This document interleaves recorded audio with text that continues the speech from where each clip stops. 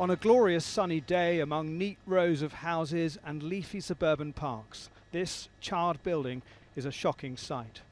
More so because there's evidence that the fire at this Islamic centre may have been a racially motivated arson attack. Local residents say the blaze began in the early hours.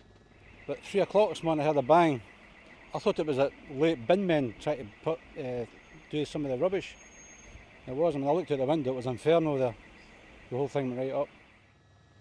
This Islamic community centre was mostly used by Somalis.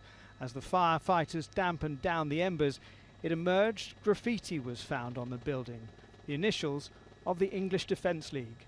As you can imagine, exactly when and where that graffiti was placed is focal point of the inquiry, and we'll pursue all possible leads until we know where it came from. If it is connected to the fire, if it is, we will pursue those offenders until they are brought to justice. The EDL leader says his supporters wouldn't have done this. If you watch every single speech I've given since Woolwich, every interview I've given since Woolwich, I've called on people to remain calm, and it is never ever justified to attack innocent places of worship or innocent Muslims.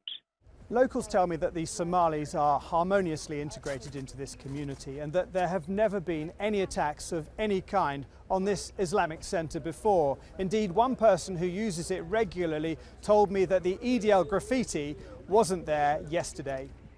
It's feared hostility is growing following the murder of British soldier Lee Rigby, and community leaders worry this is some hugely misguided revenge attack.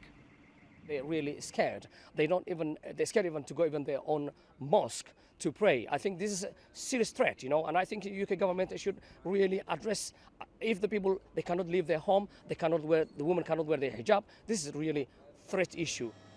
Police say they can't investigate the cause of the fire until the building is secured, but this is a crime scene and police have stepped up patrols and security around other local Islamic centres.